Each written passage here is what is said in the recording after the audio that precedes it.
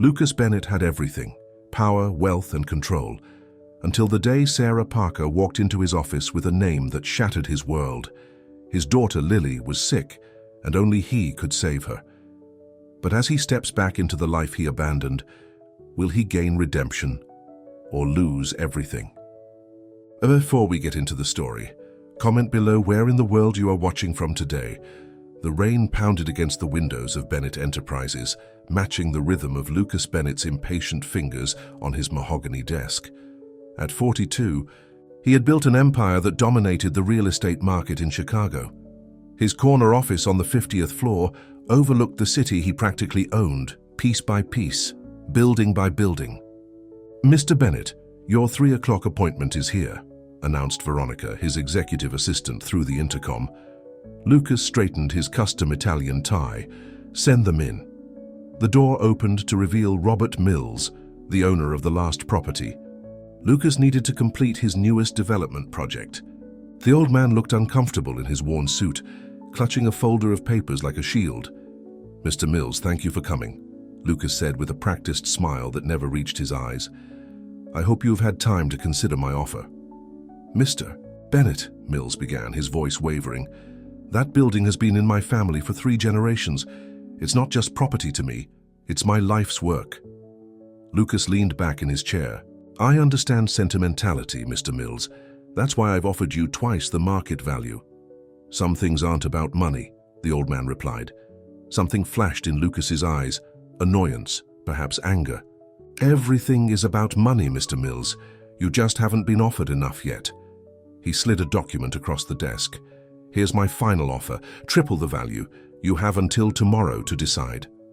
After Mills left, Veronica entered with Lucas's schedule for the evening. "You have dinner with the investors at Le Chateau at 7, and Ms. Crawford called twice about confirming your attendance at the charity gala this weekend." Lucas nodded absently. Victoria Crawford had been his girlfriend for nearly 8 months, the daughter of a senator, beautiful and perfectly suited to be on his arm at social events. The relationship was convenient, like most things in his life. "I'll call her later," he said dismissively. "What about the Anderson contract?" "The legal team needs your signature before 5, Veronica replied, placing another folder on his desk. As Lucas reviewed the documents, the intercom buzzed again. "Mr. Bennett, there's a Ms. Parker here. She doesn't have an appointment, but she's very insistent about seeing you." Lucas frowned. "Parker? I don't know any Parker. She says it's personal, sir." Irritated by the interruption, Lucas sighed. "Fine. 5 minutes." When the door opened again, a woman in her mid-30s entered. Sarah Parker wore simple jeans and a blouse, her chestnut hair falling in natural waves around her shoulders. She looked out of place in his sleek, modern office. "Mr. Bennett," she began, her voice steady despite her obvious nervousness. "Thank you for seeing me." "Make it quick, Ms. Parker. I have a company to run." Sarah took a deep breath. "I'm here about Lily." The name hit Lucas like a physical blow.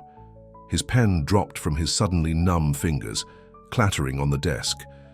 "Get out," he whispered, his face draining of color. "Please, Mr. Bennett, I wouldn't be here if it wasn't important." "I said get out." Lucas stood, his voice rising. "Veronica, show Ms. Parker out immediately." Sarah stood her ground. "She's sick, Lucas. Lily is very sick." The world seemed to tilt around him. Lucas gripped the edge of his desk, his knuckles white. "You're lying." "I wish I was."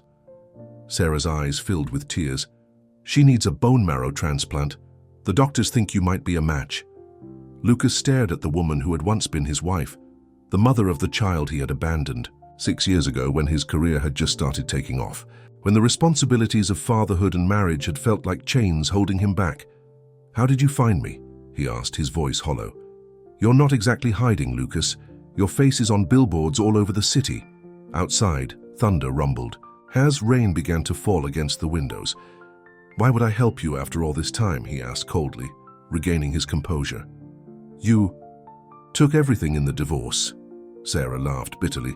"Yes, all those riches from our tiny apartment. All I took was our daughter, Lucas, the one you were too busy to even look at." The words stung more than he expected. "I send support checks. Money isn't what she needs now." Sarah placed a card on his desk. "This is her doctor's information. Please, Lucas. Whatever happened between us. This is about Lily." After she left, Lucas sat alone in his office as the storm outside intensified. He opened his desk drawer and pulled out a small silver frame he kept hidden beneath files and papers. The photograph showed a baby girl with soft brown curls and deep, knowing eyes, the only picture he had of his daughter. He hadn't seen her since she was a year old. The charity gala that weekend was held at the Grand Plaza Hotel. Crystal chandeliers sparkled overhead as Chicago's elite mingled, discussing business deals and society gossip in equal measure.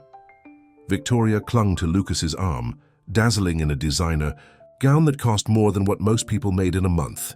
"Darling, you seem distracted tonight," she said, her perfectly manicured nails digging slightly into his sleeve. Lucas forced a smile. "Just business matters." "Well, forget business for one night. Senator Whitmore wants to discuss your contribution to his campaign." As Victoria led him through the crowd, Lucas's mind kept drifting to the card sitting on his desk at home. He hadn't called the doctor yet. Something in him couldn't face the reality of what Sarah had told him. Lucas Bennett. A booming voice pulled him from his thoughts. James Crawford, Victoria's father, approached with a glass of champagne. "Just the man I wanted to see, that downtown project of yours. I hear you're having trouble with the last property owner." Lucas nodded. "Nothing I can't handle, Senator. I'm sure. But perhaps I could help expedite things. A word in the right ear about eminent domain." The conversation continued, deals being made between handshakes and smiles, but Lucas felt strangely detached from it all. The world that had been his entire focus for years suddenly seemed hollow. Later that night, after dropping Victoria at her penthouse with an excuse about early meetings, Lucas found himself driving through the pouring rain. Without conscious decision, he pulled up outside Chicago Memorial Hospital. He sat in his car, watching the raindrops race down his windshield. What was he doing here? He hadn't called ahead. He didn't even know if Lily was a patient here or at another hospital. A knock on his window startled him. Sarah stood in the rain, an umbrella doing little to keep her dry in the strong wind. Lucas rolled down his window. "How did you know I was here?" "I didn't," she said. "I was just leaving. Night shift's over." Of course. Sarah had been a nurse when they met. It made sense she still worked at the hospital. "Is she? Is Lily here?" he asked, his voice catching. Sarah nodded. "Fourth floor, pediatric oncology." The word hit him like a punch to the gut. Oncology. Cancer. "Come back tomorrow morning," Sarah said, her expression softening slightly. "Visiting hours start at 9. Lucas watched her walk to her modest sedan, so different from his luxury car. He should drive home to his penthouse, get some sleep, prepare for tomorrow's board meeting. Instead, he found himself walking into the hospital, past the nearly empty reception area, and toward the elevators. The pediatric floor was quiet at this late hour. A few nurses looked up as he passed, his expensive suit out of place among the cartoon characters painted on the walls. He didn't know which room was Lily's, but he kept walking, drawn forward by something he couldn't name. Through a window in one of the doors, he saw a small figure in a hospital bed. A little girl with brown curls spread across the pillow, her face pale in the dim light. A stuffed teddy bear clutched in her arm. Lucas couldn't breathe. His daughter, the child he had chosen to leave behind. As if sensing his presence, the little girl's eyes fluttered open. For a moment they stared at each other through the glass, strangers connected by blood. Then a nurse appeared in the hallway. "Sir, visiting hours are over." "I'm sorry," Lucas said, stepping back. "I was just leaving." That night, Lucas couldn't sleep. Rain continued to batter his penthouse windows as he paced. The image of that small, pale face burned into his mind. At his desk, he opened his laptop and began to research. Leukemia, bone marrow transplants, success rates, risks. By morning, his eyes were red, but his mind was made up. He called Veronica at 6 a.m. "Cancel all my appointments." "For the day, sir?" You have the board meeting at 10 and the mayor at... Cancel everything, he repeated, and contact our legal department. I need information about parental rights after voluntary termination. At precisely 9 o'clock, Lucas stood outside Lily's hospital room, a large teddy bear in his arms, feeling awkward and insufficient. He had changed his clothes 3 times that morning, finally settling on casual pants and a sweater instead of his usual suit. Sarah appeared in the hallway, surprise evident on her face when she saw him. "You came," she said. Lucas nodded. "I want to help. Whatever she needs." Sarah studied him for a long moment. "Why now, Lucas? After all these years?" He had no answer that would make sense, even to himself. "She doesn't know about you," Sarah continued. "As far as Lily knows, her father died before she was born." The words cut deeper than Lucas expected. "You told her I was dead?" "It seemed kinder than the truth," Sarah replied, "that her father chose to walk away." Lucas couldn't argue with that. "Does she have to know who I am? For the transplant, I mean." Sarah shook her head. "No. You could just be a donor." Part of him felt relief. The coward's way out was available. But as he looked through the window at the little girl sitting up in bed, drawing in a sketchbook, something shifted inside him. "I want to meet her," he said, surprising himself. "Not as her father, not yet. But I want to know her."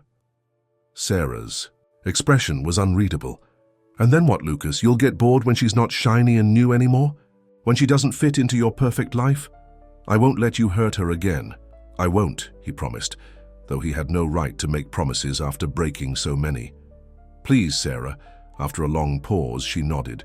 "You can meet her, as a friend of mine. Nothing more unless I say so." When they entered the room, Lily looked up with a smile that transformed her pale face. Despite the illness, Lucas could see the light in her eyes, the same eyes that looked back at him from the mirror every day. "Mommy!" she exclaimed, then looked curiously at Lucas. "Who's that?" Sarah sat on the edge of the bed. "This is Mr. Bennett, honey. He's an old friend of mine." "Hello, Lily," Lucas said, his voice unusually gentle. "I brought you something." He held out the teddy bear, feeling foolish. To his surprise, Lily's face lit up. "He's so fluffy, thank you." She hugged the bear tightly, then looked at him with those knowing eyes. "Are you the man who's going to help make me better?" Lucas looked at Sarah in confusion.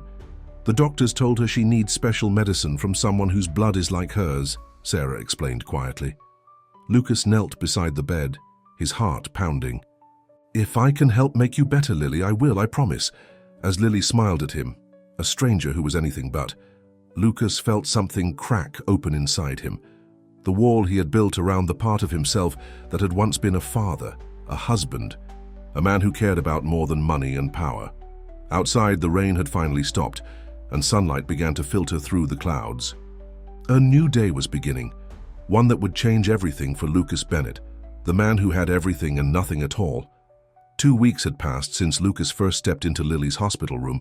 2 weeks of daily visits, of getting to know the little girl who shared his blood but knew nothing of their connection. 2 weeks of watching her brave smile, even on days when the pain made her tiny body tremble. And then the princess told the dragon they could be friends instead of enemies. Lucas read from the storybook, sitting in the chair beside Lily's bed. He had discovered that she loved stories about princesses who solved problems without fighting. Lily's eyes were half closed, the medications making her drowsy. "I like that princess," she murmured. "She's smart." "Just like you," Lucas replied, gently tucking the blanket around her as she drifted off to sleep. He looked up to find Sarah watching from the doorway, her arms crossed over her nurse's uniform. "She's getting attached to you," Sarah said, as they stepped into the hallway. Lucas ran a hand through his hair, which hadn't seen his usual stylist in days. "Is that a bad thing?" "That depends on whether you plan to stick around when things get tough." Sarah's expression was guarded. "The doctors want to do the transplant next week if your final tests come back compatible." "I'll be here," Lucas promised, "for all of it." Sarah studied him, doubt clear in her eyes. "You've missed 6 years of her life, Lucas. 6 birthdays, 6 Christmases, first day of school, first lost tooth. The guilt hit him like a physical pain. I know. I can't change that. No, you can't. Sarah sighed. Look, I appreciate what you're doing now, but I need to protect her. I understand, Lucas said, though the thought of stepping away after the transplant made something twist inside him. As he walked toward the elevator, his phone rang. It was Veronica, his assistant. Mr. Bennett, the board is demanding an emergency meeting. Your absence these past 2 weeks has raised concerns, and Mr. Mills is threatening to back out of the deal completely. Lucas had almost forgotten about the development project that had consumed him just weeks ago. Tell them I'll be there tomorrow morning, he said after a moment's hesitation. The next day, Lucas stood before the board of Bennett Enterprises in his usual impeccable suit, but something about him had changed. The hard edge in his eyes had softened, and the ruthless focus that had built his empire seemed slightly dimmed. Gentlemen, ladies, he began, I apologize for my unexpected absence. A family emergency required my attention. Richard Davis, his CFO and oldest friend, raised an eyebrow. Family emergency? You don't have family, Lucas. There was an uncomfortable silence as Lucas stared at Richard, suddenly seeing the callousness of the statement and how it reflected the man he himself had been just weeks ago. As I was saying, Lucas continued, the Mills property acquisition has hit a snag, but I believe we can still reach an agreement. We're running out of time, insisted Howard Green, one of his biggest investors. If we don't break ground by next month, we lose the tax incentives. I'm aware of the timeline, Lucas replied. I'll speak with Mills personally. As the meeting concluded, Victoria Crawford swept into the boardroom in a designer dress, drawing all eyes to her. Lucas, darling, she exclaimed, air-kissing his. Chic. You've been impossible to reach. I had to track you down here. Lucas led her into his office, away from curious ears. Victoria, I've been dealing with some personal matters. For 2 weeks? She pouted perfectly glossed lips. The Harris's yacht party is this weekend. Everyone who matters will be there. Lucas found himself staring at this woman he had been dating for months, wondering what had ever attracted him to her beyond her social connections. I can't make it, he said. I have other commitments. Victoria's eyes narrowed. What could possibly be more important? The senator will be there. Wasn't that business development in the Harbor District something you wanted to discuss with him? There are more important things than business deals, Victoria. She looked at him as if he had started speaking a foreign language. Since when? What's happened to you?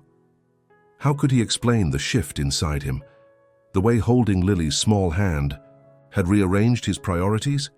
I need some time, he said finally, to figure some things out. Victoria's expression hardened. Time? Lucas, we have the Beaumonte Gala in 3 weeks.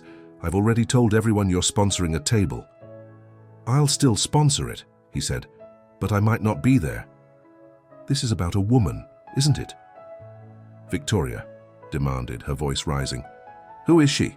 Some little gold digger who's caught your eye? Lucas almost laughed at how wrong she was. Sarah, with her simple clothes and stubborn refusal to accept any money from him beyond what was needed for Lily's care. Goodbye, Victoria, he said, opening the door. She stared at him in disbelief. You're making a huge mistake, Lucas. My father won't forget this. After she stormed out, Richard entered with a concerned expression. What was that about? Victoria looked ready to commit murder. Lucas sighed, loosening his tie. I think I just ended things with her. Because of this mysterious family emergency. Richard asked, making air quotes. Come on, Lucas, we've been friends for 15 years. What's really going on? After a moment's hesitation, Lucas took out his phone and showed Richard a picture he had taken yesterday. Lily, with her new teddy bear, smiling despite the IV in her arm. My daughter, Lucas said simply. Richard's jaw dropped. Wait, that little girl Sarah was pregnant with when you split up. You told me you signed away your rights. I did. Lucas put the phone away. She's sick, Richard. Leukemia. She needs a bone marrow transplant, and I'm a match. So you're helping out. That's decent of you. Richard looked confused. But why the daily hospital visits? The picture. You're not getting attached, are you? She's my daughter. On paper, she's not, Richard reminded him. You made that. Choice, Lucas. Clean break, remember? No messy family ties to hold you back? The words echoed Lucas's own thoughts from 6 years ago, and he felt shame rise within him. I was wrong, he said quietly. Richard stared at him. Wrong? Lucas Bennett admitting he was wrong? Now I know the world is ending. He paused. Does the kid know who you are? Lucas shook his head. She thinks I'm just a friend of her mother's. Keep it that way, Richard advised. Do the transplant, write a check for her college fund if it makes you feel better, and get back to your life. Trust me, you're not cut out to be daddy of the year. The conversation left Lucas unsettled as he drove to the hospital that afternoon. Was Richard right? Was he fooling himself thinking he could be part of Lily's life? When he arrived at the hospital, he found the room empty. Panic seized him until a nurse informed him that Lily had been taken for some tests. Lucas paced the hallway, his mind racing with worst-case scenarios until Sarah appeared looking exhausted. How is she? He asked immediately. The doctor wants to talk to us, Sarah replied, her expression guarded. Her blood counts are lower than they'd like. In the doctor's office, Dr. Patel spoke calmly but directly. We need to move up the transplant. Lily's condition is deteriorating faster than we expected. How soon? Lucas asked, his throat tight. Day after tomorrow, the doctor replied. We'll start the conditioning treatment tonight. But I thought we had another week, Sarah said, her professional composure cracking. She was doing better yesterday. These things can change quickly, Dr. Patel said gently. Mr. Bennett will need you to come in tomorrow for the final pre-donation procedures. As they left the office, Lucas noticed Sarah swaying slightly. When was the last time you ate? He asked, steadying her with a hand on her arm. She shrugged. I don't know. Breakfast, maybe? Come on, he said. The cafeteria here can't be that bad. Over bland sandwiches and coffee, they sat in silence until Sarah finally spoke. She asks about you, you know, when you're not there. Lucas felt a warmth spread through his chest. She does, Sarah nodded. She thinks you hang the moon. She hesitated. When she gets through this, what then, Lucas? You go back to your life and she just loses another person she cares about? I don't want to go back to my life, Lucas said, surprising both of them with his honesty.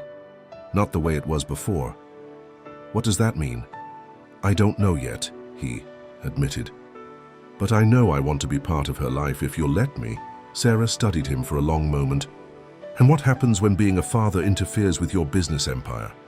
When she has a school play the same night as an important meeting? The meeting gets rescheduled, Lucas said without hesitation. Sarah's laugh was tinged with disbelief. The Lucas Bennett I knew would never say that. The Lucas Bennett you knew was a fool, he replied quietly. Back in Lily's room, they found her awake but subdued, the reality of her upcoming treatment weighing on her small shoulders. Will it hurt?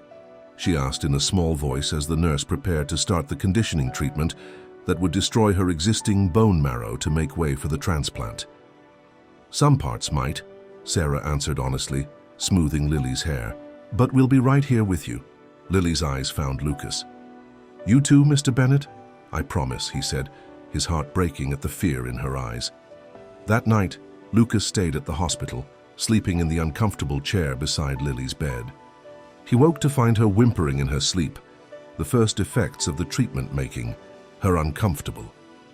Without waking Sarah, who had finally dozed off on the small couch, Lucas gently held Lily's hand and began softly telling her a story, one he made up about a brave princess named Lily who fought dragons.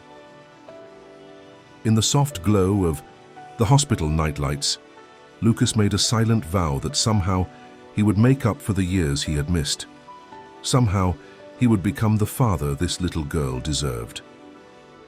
The next morning, as Lucas underwent the procedures to prepare for the donation, Richard showed up at the hospital looking out of place in his designer suit. What are you doing here? Lucas asked, surprised. Making sure you haven't completely lost your mind, Richard replied, but there was concern beneath the sarcasm. The board is in panic mode. Rumors are flying that you're having some kind of breakdown. I'm fine, Lucas assured him. This is just something I have to do. Richard lowered his voice. Look, it's commendable what you're doing for the kid. but you've built something incredible with Bennett Enterprises. Don't throw it all away on some guilt-driven crusade." Lucas was about to respond when he spotted Mr. Mills, the elderly property owner he had been pressuring to sell, walking down the hallway with flowers. To his shock, the old man entered Lily's room. "You know Mills?" Lucas asked a passing nurse. "Oh, Mr. Mills? He volunteers with the pediatric patients, reads to them, brings them treats. Such a kind man." Lucas felt a new wave of shame wash over him. The man he had been trying to bully out of his family property spent his free time comforting sick children. When Mills emerged from Lily's room, he spotted Lucas and froze. "Mr. Bennett," he said stiffly, "I didn't expect to see you here." Before Lucas could respond, Lily's voice called out, "Mr. Mills, come meet my other friend. He tells the best stories." The confusion on the old man's face would have been comical in any other circumstance. "Lily is my daughter," Lucas explained quietly. Understanding dawned in Mills's eyes. "I see." He studied Lucas for a long moment. "She's a special little girl?" "Yes, she is," Lucas agreed. As Mills walked away, Richard shook his head in disbelief. "Well, that's convenient. Maybe now he'll sell to you out of the goodness of his heart." The suggestion made Lucas feel ill. "That's not why I'm here." "Of course not," Richard said, his tone making it clear he didn't believe it. "Just like you coincidentally dated Senator Crawford's daughter right when you needed zoning approval." The accusation hung in the air between them, uncomfortably close to truth. "You should go," Lucas said coldly. Richard sighed. "Just don't. Forget who you really are, Lucas. Playing daddy might feel good right now, but we both know it's not you." After Richard left, Lucas stood in the hallway, his friend's words echoing in his mind. Was he fooling himself? Could he really change the person he had been for so many years? He was still standing there when Sarah found him. "Lucas, are you okay? The nurses said you're all set for tomorrow." He looked at her, really looked at her. The woman who had loved him once, who had raised their daughter alone while he chased wealth and power. "Sarah," he began, his voice unsteady, "I need to tell you something." Her expression grew wary. "What is it?" "After the transplant, I want to tell Lily the truth, that I'm her father." Sarah's eyes widened. "Lucas, we've talked about this. It's too soon." "I know it's asking a lot," he admitted, "but I want to be in her life, really be in her life, not just as your friend who visits." "And what happens when you change your mind?" Sarah demanded. "When the novelty wears off? When being a dad is boring or hard or inconvenient?" "I won't change my mind," Lucas insisted. "Not this time." Sarah shook her head. "You don't get to just decide you want to be a father after 6 years. It doesn't work that way." "Then tell me how it works," he pleaded. "Tell me what I need to do to prove myself to you." "It's not about proving yourself to me," Sarah said. "It's about what's best for Lily." Before he could respond, a code alarm sounded from Lily's room. They both ran, finding medical staff surrounding her bed as monitors beeped urgently. "What's happening?" Sarah cried, her nurse's training forgotten in her panic as a mother. "Her heart rate is dropping," a doctor explained quickly. "It's a reaction to the conditioning. Treatment." Lucas felt the world tilt as he watched the medical team working on his daughter. In that moment, nothing else mattered. Not his company, not his wealth, not the past mistakes he couldn't change. All that mattered was the little girl, fighting for her life, and the desperate prayer in his heart that he wouldn't lose her before he ever truly had the chance to be her father. The minutes stretched like hours as Lucas and Sarah waited outside Lily's room. The medical team had stabilized her, but the incident had shaken everyone. Dr. Patel approached them with a serious expression. "We've adjusted her medication," he explained. "But I won't lie to you. This complication is concerning. We need to proceed with the transplant as scheduled tomorrow. It's her best chance." Sarah nodded, her face pale. "Can I stay with her tonight?" "Of course," Dr. Patel replied, then turned to Lucas. "Mr. Bennett, you should go home and rest. The donation procedure tomorrow will be taxing, and we need you at full strength." Lucas looked through the window at Lily's small form in the hospital bed. "I'll come back first thing in the morning." Outside the hospital, the cool evening air did little to clear his head. He got into his car but didn't start the engine immediately. Instead, he pulled out his phone and dialed Richard's number. "I need you to take over as interim CEO," he said without preamble. There was a stunned silence. On the other end, "You're joking, right?" "I'm serious, Richard. File the paperwork with the board. I'm taking a leave of absence." "For how long?" "As long as necessary," Lucas replied. "My daughter needs me." Richard's sigh was audible. "Lucas, I've known you a long time. This isn't you. You don't just walk away from everything you've built." "I'm not walking away," Lucas insisted. "I'm just reprioritizing." "What about the Mills property? The Harbor District development?" "Do what you think is best," Lucas said. "I trust you to handle it." After hanging up, Lucas sat in his car for a long moment. Then, instead of driving to his penthouse, he found himself heading to the small suburb where Sarah and Lily lived. He had the address from the hospital paperwork but had never visited. Their home was a modest two-bedroom house with a small front yard. A child's bicycle lay on its side near the porch steps, a far cry from his luxury high-rise. Lucas didn't get out of the car. He just sat there, trying to imagine the life that had continued without him. Lily learning to ride that bike, Sarah coming home from night shifts to this quiet street, birthday parties, Christmases, school mornings, all the moments he had traded for board meetings and investment deals. His phone rang, interrupting his thoughts. It was Victoria. "I've been thinking about our conversation," she began without greeting. "And I'm willing to overlook your behavior. Daddy says you're under a lot of pressure with the new development." Lucas closed his eyes. "Victoria, I meant what I said. It's over between us. Is this really about that nurse and her sick kid?" Victoria's voice turned cold. "Richard told Daddy everything. You think you can just turn into Father of the Year overnight?" The casual cruelty of her words made Lucas grip the phone tighter. "Don't call me again, Victoria. You'll regret this," she warned. "Daddy was the only thing standing between you and the zoning board's investigation of that property on Lakeshore Drive." The threat hung in the air, but Lucas found he didn't care. "Goodbye, Victoria." He hung up and turned off his phone. For the first time in years, Bennett Enterprises, his life's work, seemed distant and unimportant compared to what waited for him at the hospital tomorrow. The next morning, Lucas arrived at the hospital before dawn. To his surprise, Sarah was awaiting for him in the lobby. "How is she?" he asked immediately. "Stable," Sarah replied. "She was asking for you." Something warm bloomed in Lucas's chest. "Can I see her before the procedure?" Sarah nodded, leading him to Lily's room. The little girl's face brightened when she saw him, despite the paleness of her cheeks. "Mr. Bennett, you came." "Of course I did," he said, sitting beside her bed. "I promised, didn't I?" Lily nodded solemnly. "Mommy says you're giving me your special medicine today." Lucas glanced at Sarah, who gave a small nod of encouragement. "That's right, the doctors are going to take some of my healthy cells and give them to you." "Will it hurt you?" Lily asked, her brow furrowed with concern. The question touched him deeply, that this child, facing so much pain herself, would worry about him. "No, sweetheart. I'll be just fine." "Good," Lily said with a decisive nod.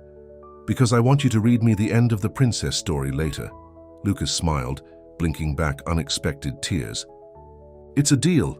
A nurse appeared at the door. "Mr. Bennett, we're ready for you." As he stood to leave, Lily caught his hand. "Thank you for making me better." Lucas couldn't speak past the lump in his throat. He simply squeezed her small hand and nodded. The donation procedure took several hours. Lucas lay on the hospital bed watching as his bone marrow was extracted. The physical discomfort, nothing compared to the emotional storm inside him. When it was done, he was moved to a recovery room, where he insisted on getting up despite the doctor's recommendations that he rest. "I need to know when they start the transplant," he told the nurse stubbornly. "Mr. Bennett, the procedure won't begin for another hour while they process the donation," she explained patiently. "And then it will take several hours to complete. The best thing you can do is rest." But Lucas couldn't rest. As soon as the nurse left, he got dressed, ignoring the ache in his hip where they had extracted the marrow. He made his way to the surgical waiting area, where he found Sarah sitting alone, her hands clasped tightly in her lap. She looked up in surprise. You should be resting. I couldn't, he admitted, easing himself carefully into the chair beside her. Not until I know she's okay. Sarah's expression softened slightly. The donation went well. They said the quantity and quality were excellent. They sat in silence for a while before Sarah spoke again. I've been thinking about what you said. About telling Lily who you are. Lucas held his breath, afraid to hope. I'm not saying yes, Sarah continued, but I'm not saying no anymore either. When she gets through this, we can talk about it. Thank you, Lucas said quietly. Don't thank me yet, Sarah warned. Being a father isn't something you can do halfway. It's not a business deal you can walk away from when it gets complicated. I know that now, Lucas said. I've made a lot of mistakes, Sarah. Walking away from you and Lily was the biggest one. Sarah studied him, doubt still clear in her eyes.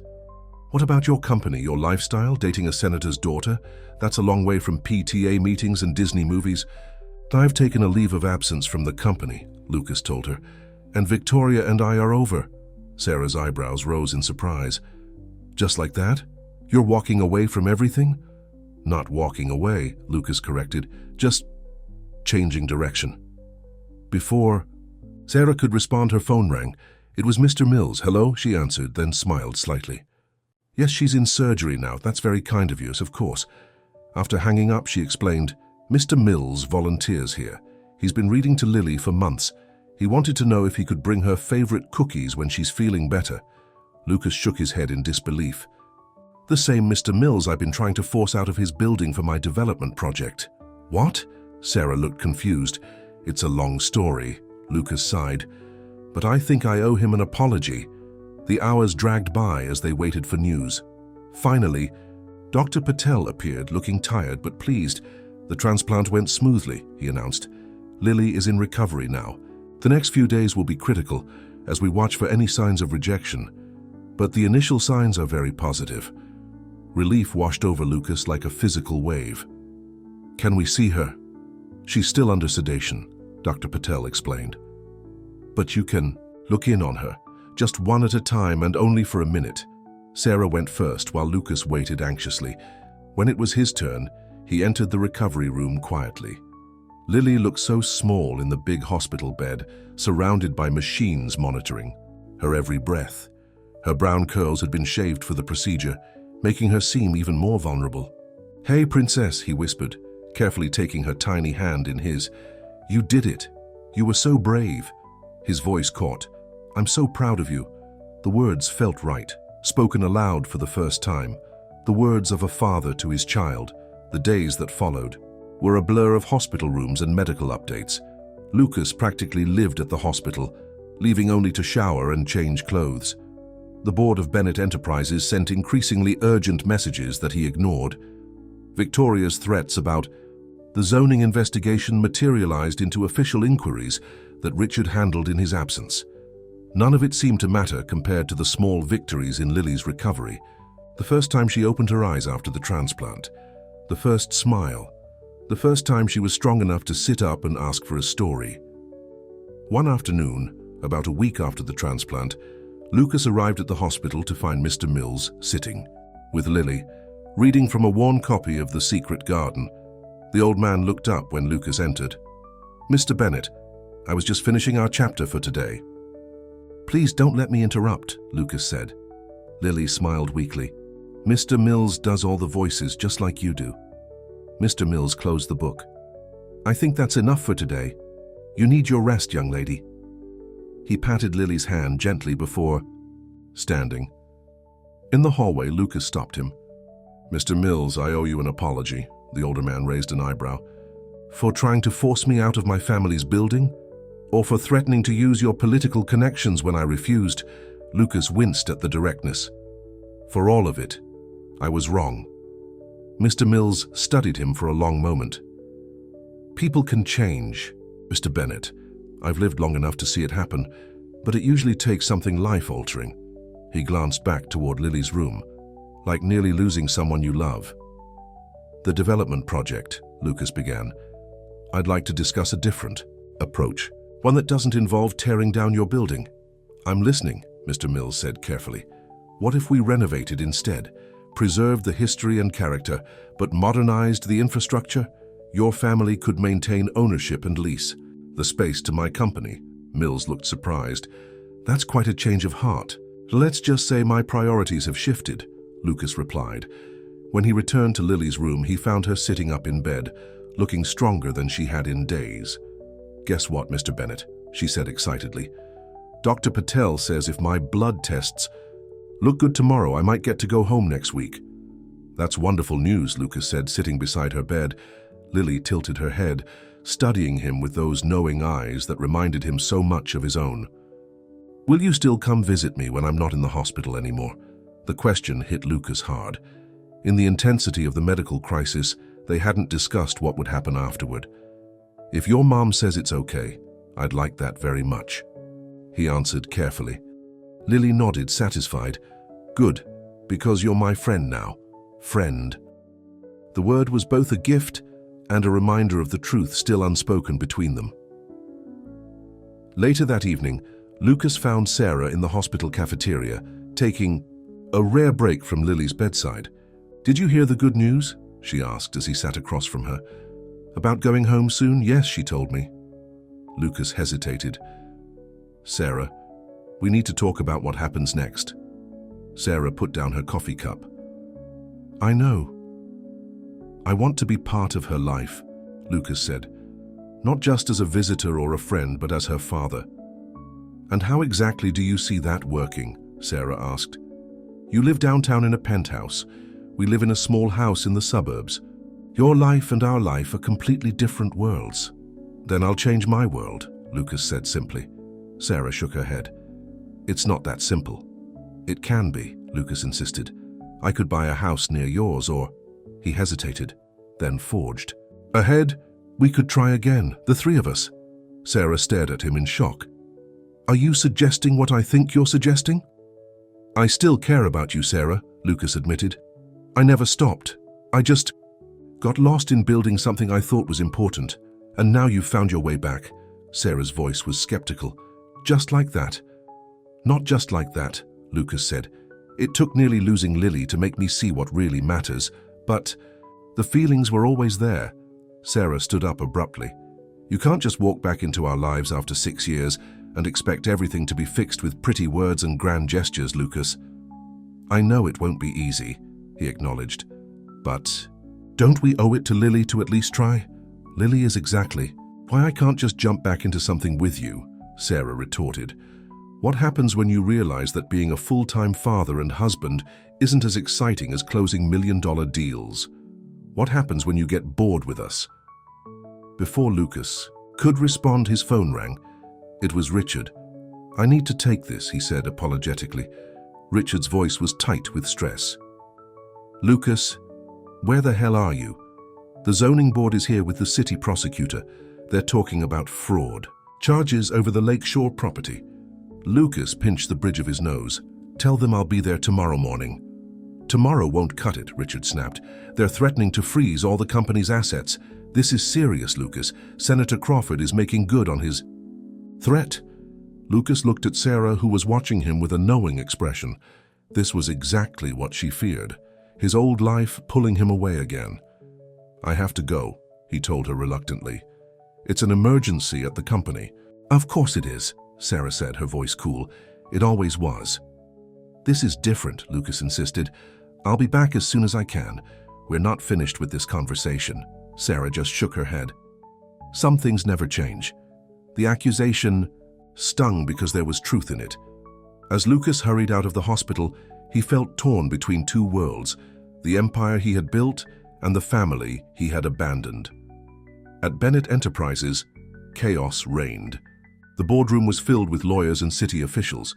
Victoria sat beside her father, Senator Crawford, her smug expression making it clear who had orchestrated this attack. Mr. Bennett, the lead investigator began, we have evidence suggesting your company knowingly falsified environmental impact reports for the Lakeshore development. Lucas straightened his shoulders. Those reports were prepared by an independent firm. A firm owned by your college roommate, the investigator countered, and the signatures on the approval documents match those of Senator Crawford's staff. Members who claim they never signed off on them. Lucas looked at Victoria and her father. This is a setup, Senator Crawford smiled coldly. Or perhaps it's just justice catching up with you, Bennett. Not everyone can be bought. Like your zoning approval was bought with campaign contributions and a relationship with your daughter, Lucas shot back. The room fell silent. Be careful, Bennett, Crawford warned. You're already in enough trouble. Lucas looked around at the board members, the lawyers, the investigators, all waiting to see how he would fight his way out of this. In the past, he would have done anything to protect his company, pulled strings, called in favors, perhaps even created evidence of his own. But now all he could think about was Lily and the promise he had made to be there for her. I want to make a statement, he said finally. I personally take full responsibility for any irregularities in the Lakeshore project. My company and my employees were acting under my direction. Richard grabbed his arm. Lucas, what are you doing? Right thing, Lucas replied quietly. For once. He turned back to the investigators. I'll cooperate fully with your investigation, but I request that we continue tomorrow. My daughter is recovering from a serious medical procedure, and I need to be with her tonight. The lead investigator looked surprised. Your daughter? Yes, Lucas said firmly.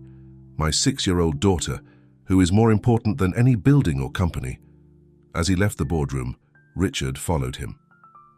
Have you lost your mind? You just painted a target on your back.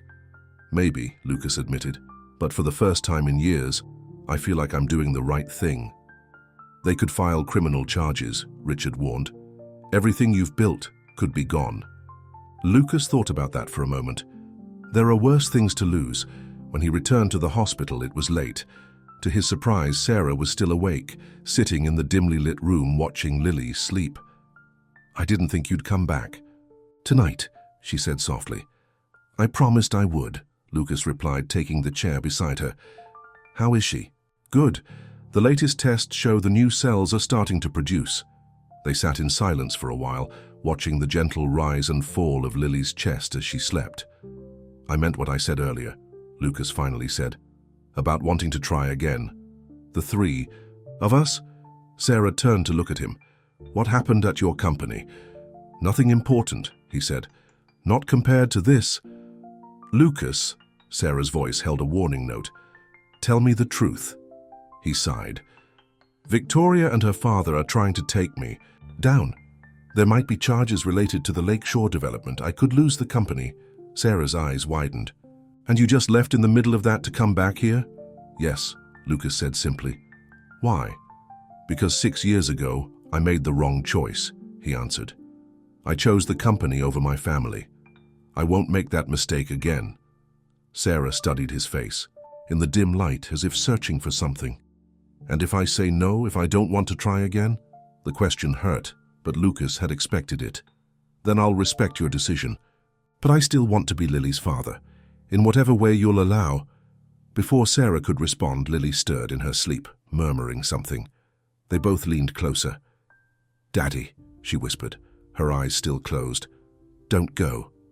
Lucas felt his heart constrict. He looked at Sarah in confusion. Had Lily somehow heard their conversation? Did she know the truth? Sarah's eyes filled with tears. She's been having dreams asking for her father. What have you told her about me? Lucas asked quietly. That her daddy had to go away, but that he loved her very much, Sarah replied, her voice breaking slightly. Lucas reached out tentatively and took Sarah's hand. I do love her, and I never stopped loving you. Sarah didn't pull away. Loving someone isn't enough, Lucas. You have to choose them. Every day. I'm choosing now, he said. I know it's late, I know I've missed so much, but if you give me a chance, I swear I will spend the rest of my life making it up to both of you. As they sat together in the quiet hospital room, their daughter, sleeping peacefully between them, Lucas held his breath, waiting for Sarah's answer, waiting to learn if the life he had suddenly realized he wanted more than anything was still possible.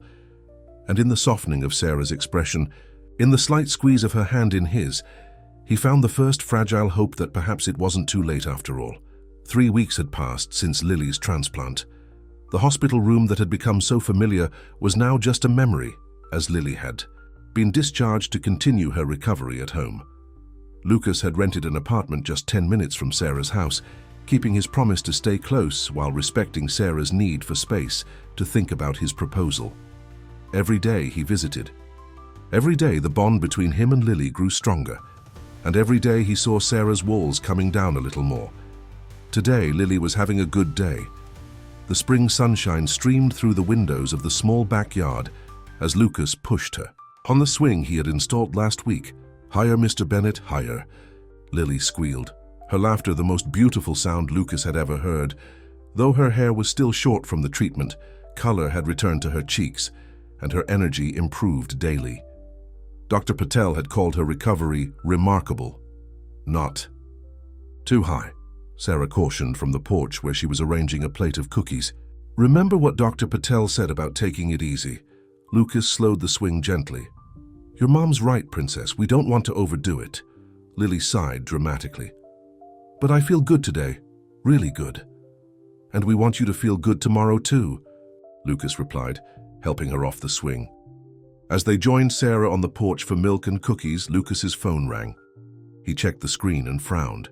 It was Richard again. "I need to take this," he said apologetically. "I'll just be a minute." Lucas stepped into the yard. "Richard, I told you I'd be in for the deposition tomorrow."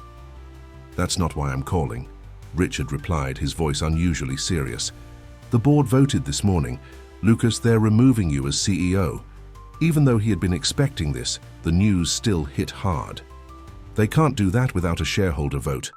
They're calling for an emergency shareholder meeting next week," Richard explained. "Crawford has been working behind the scenes, turning key investors against you. With the investigation ongoing, they're claiming you're unfit to lead." Lucas looked back at the porch where Lily was giggling as Sarah wiped a milk mustache from her face. "Maybe they're right." "What? Lucas, this company is your life. You can't just let them take it from you." "It was my life," Lucas corrected. "Things change." After hanging up, he rejoined Sarah and Lily, trying to push thoughts of Bennett Enterprises from his mind. "Everything okay?" Sarah asked, noting his expression. "Just business," Lucas replied with a forced smile. Lily looked up from her cookie. "Are you going away again?" The question caught him off guard. "No, sweetheart." "Why would you think that?" "Because you look sad like when you had to go to your office that night," Lily explained. "And Mom said sometimes grown-ups have important work to do even when they don't want to go." Lucas knelt beside her chair. "I'm not going anywhere. I promised I'd be here, remember?" Lily studied him with those knowing eyes. "Pinky promise." Lucas solemnly hooked his little finger with hers. "Pinky promise." That evening, after Lily had gone to bed, Lucas and Sarah sat on the porch swing, the cool night air a relief after the warm day. "The board is trying to remove me as CEO," Lucas said quietly. Sarah looked at him in surprise. "Because of the investigation?" He nodded. "And because I've been absent. They're right, of course. A company that size needs a leader who's fully committed." "And you're not anymore," Sarah said. It wasn't a question. "I thought I wanted it all," Lucas admitted. "The success, the power, the recognition. But these past weeks, being here with you and Lily, nothing has ever felt more right." Sarah was quiet for a moment. "I've been thinking a lot about what you said, about us trying again." Lucas held his breath, afraid to hope. "I'm not saying yes," Sarah continued carefully, "but I'm not saying no either. Lily adores you, and I can see how much you've changed." She paused. "But Lucas, I need to know that this isn't just because of her illness. That when she's fully recovered, you won't realize you've made a mistake and go back to your old life." "Sarah," Lucas took her hand gently, "even if I wanted to, there may not be an old life to go back to. The company, the penthouse, all of it, could be gone soon. And that doesn't bother you?" she asked, searching his face. "Not as much as it should," he admitted with a slight smile, "which tells me I'm finally getting my priorities straight." The moment was interrupted by the sound of Lily calling from inside the house. "Mom, Mr. Bennett." They hurried inside to find Lily sitting up in bed, looking confused. "What is it, sweetie?" Sarah asked, immediately checking her forehead for fever. "I had a dream," Lily said, looking at Lucas. "You were in it, but you weren't Mr. Bennett. You were my daddy." The words hung in the air between them. Lucas looked at Sarah, silently asking permission. After a long moment, Sarah nodded. Lucas sat on the edge of Lily's bed. "Lily, there's something. I need to tell you something very important." He took a deep breath. "I am your daddy." Lily's eyes widened. "Really? But Mom said my daddy had to go away." "I did go away," Lucas said, his voice thick with emotion. "And that was the biggest mistake I ever made. But I'm back now, and if it's okay with you, I'd like to stay." Lily looked at Sarah. "Mom, is it true?" Sarah nodded, tears in her eyes. "Yes, sweetie. Mr. Bennett is your father." Lily was quiet for a moment, processing this information. Then she looked at Lucas with a serious expression. "If you're my daddy, does that mean I can call you Dad instead of Mr. Bennett?" A laugh of pure joy escaped Lucas's throat. "Yes, Princess, I'd like that very much." Lily threw her arms around his neck. "I always wanted a daddy." As Lucas held his daughter, really held her as her father for the first time, he caught Sarah's eye over Lily's shoulder. The love and forgiveness he saw there made his heart swell. Later, after Lily had fallen back asleep, Lucas and Sarah stood in the hallway outside her room. "Thank you," he whispered, "for letting me tell her." Sarah wiped away a tear. "She had a right to know, and you've earned it, Lucas. The way you've been there for her. It's more than I ever expected." "I want to be there for both of you," Lucas said. "For as long as you'll have me." Sarah's response was interrupted by the doorbell ringing. They looked at each other in confusion. It was nearly 11 o'clock. When Lucas opened the door, he was shocked to find Richard standing there, looking agitated. "Sorry to barge in like this," Richard said, "but you haven't been answering your phone, and this couldn't wait." "What is it?" Lucas asked, stepping outside to avoid waking Lily. "Crawford is making his move," Richard explained. "He's not just trying to take over the company. He's going after your personal assets, too. The legal team just learned he's filing to freeze your accounts tomorrow morning." Lucas ran a hand through his hair. "He can't do that without cause. He's claiming the Lakeshore project was funded with misappropriated investor money," Richard said grimly. "It's a stretch, but with his connections, he might make it stick long enough to do serious damage." Sarah had followed Lucas outside and heard the conversation. "What does this mean?" Richard looked at her in surprise, then back to Lucas. "It means if Lucas doesn't fight this now, he could lose everything. Not just the company, but his savings, investments, properties, all of it." "What do you need me to do?" Lucas asked. "We need to move assets immediately before the freeze takes effect," Richard replied. "I've got the legal team working on counterfilings, but they need your signature on dozens of documents tonight." "Where?" "Downtown office. Everyone's waiting." Lucas looked at Sarah, torn between the crisis at hand and his promise to Lily. "Go," Sarah said quietly. "This is important." "I promised her I wouldn't leave," Lucas said. "You're not leaving," Sarah assured him. "You're handling something urgent. There's a difference." Still, Lucas hesitated. "I'll be back before she wakes up," he promised. The drive downtown with Richard was tense. Lucas's mind raced with the implications of Crawford's attack. "I don't understand why he's coming after you so hard," Richard said. "This is more than just revenge for breaking up with Victoria." "It's about power," Lucas replied. "Crawford has always wanted to control the Harbor District development. Taking me down is just a means to that end." At the office, Lucas found his legal team waiting with stacks of documents. For hours, he signed papers and made calls, moving money, protecting what he could. By the time they finished, dawn was breaking over the city skyline. "This will hold them off for now," his lead attorney said. "But Lucas, you need to prepare for a long fight. Crawford has considerable influence with the current administration." Lucas looked at his watch. "I need to get back. Lily will be waking up soon." Richard shook his head in disbelief. "In the middle of the biggest crisis your company has ever faced, you're worried about a little girl's morning routine." "Not just any little girl," Lucas said. "My daughter." As he drove back to Sarah's house, Lucas noticed a familiar car parked on the street, Mr. Mills's old station wagon. Curious, he hurried inside to find the elderly man sitting at the kitchen table with Sarah, deep in conversation. "Lucas," Sarah said when she saw him, "Mr. Mills has some interesting information." Mills nodded in greeting. "Mr. Bennett, I've been telling Sarah about some documents I found in my family's records. Documents about the original zoning of the Harbor District." Lucas sat down, intrigued. What kind of documents? Covenant restrictions from the 1940s, Mills explained. They specifically prohibit the kind of high-density development Crawford has been pushing for. These restrictions were never officially lifted, just forgotten over time.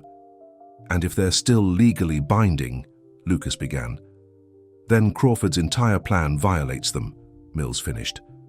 Which might explain why he's been so desperate to bully property owners like me into selling, and why he's coming after me so hard, Lucas added. He needs my properties too, or his whole plan falls apart. Sarah looked between them. Can these documents help you fight him? Mills smiled. I believe they can. My nephew is a zoning attorney. He thinks this could stop Crawford in his tracks. For the first time in weeks, Lucas felt a spark of hope for his professional future. Mr. Mills, I don't know how to thank you, the older man shrugged. You know, Mr. Bennett, when you first started coming around the hospital, I thought you were just another rich man trying to buy forgiveness. But watching you with that little girl, well, I've seen enough in my life to recognize genuine change when I see it. Before Lucas could respond, Lily's voice called from upstairs. Mom? Dad? Dad. The word still sent a thrill through him. Up here, sweetheart, he called back, heading for the stairs. Lily was sitting up in bed, her stuffed bear clutched tightly. You came back, she said with a smile. I promised I would, Lucas replied, sitting beside her. And from now on, I'm going to keep all my promises to you. Later that morning, as Lily showed Lucas her collection of drawings, Sarah pulled him aside. There's something I need to show you, she said, leading him to the small home office. Chapter 4. The desk was a legal document. Lucas recognized it immediately. The paperwork he had signed 6 years ago, terminating his parental rights. I never filed it, Sarah said quietly. Lucas stared at her in shock. What? But the lawyers said... The lawyers assumed I filed it, Sarah explained. But I couldn't do it. Some part of me always hoped you'd come back to us someday. She pushed the paper toward him. Legally, you never stopped being her father, Lucas. Overcome with emotion, Lucas pulled Sarah into his arms. Thank you, he whispered against her hair, for not giving up on me even when I gave up on myself. She pulled back slightly to look at him. Does this change your mind? About wanting to be part of our lives? Only by making me more certain. Than ever, he replied. Sarah, I love you. I love our daughter. Whatever happens with the company, with Crawford, none of it matters compared to the two of you. Sarah's expression softened. I've been so afraid to believe this was real, that you really have changed. I have, Lucas assured her. And if you'll let me, I'll spend the rest of my life proving it to you. Sarah hesitated only a moment before standing on tiptoe to kiss him softly. I think I'd like that. The next few weeks brought dramatic changes. With Mills' documents, Lucas's legal team was able to halt Crawford's takeover attempt and investigation. The senator's underhanded tactics were exposed in the press, damaging his political reputation. Though Lucas retained ownership of Bennett Enterprises, he surprised everyone by appointing Richard as the new CEO. You're sure about this? Richard asked when Lucas told him. You built this company from nothing.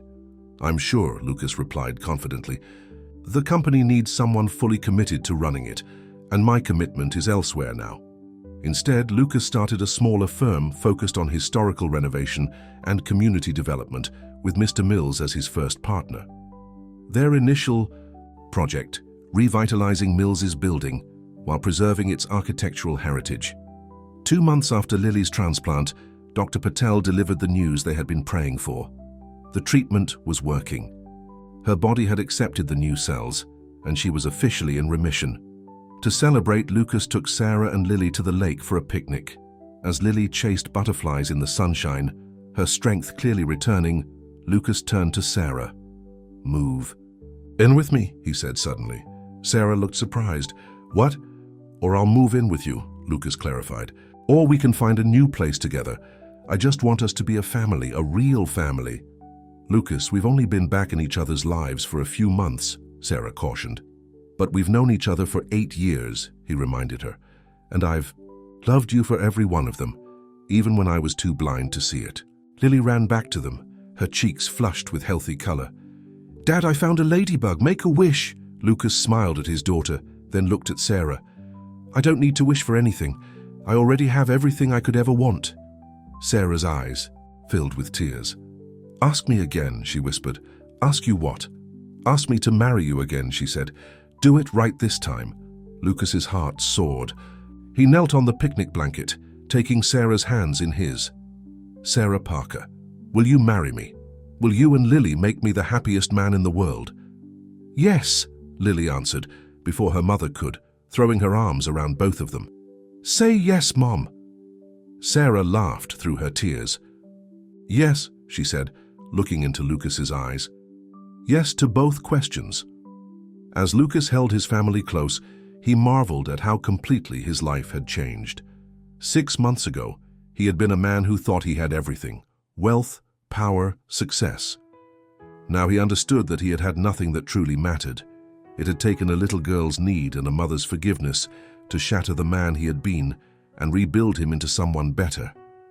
Someone worthy of the love these two incredible people were offering him. That evening, after Lily was asleep, Lucas and Sarah sat on the porch swing, planning their future together. "There's something I've been meaning to ask you," Sarah said. "That first night, at the hospital, when you came after hours and looked in on Lily through the window, how did you know which room was hers?" Lucas smiled softly. "I didn't, I just kept walking until I found her." He paused. "It sounds crazy, but it was like something was pulling me to her.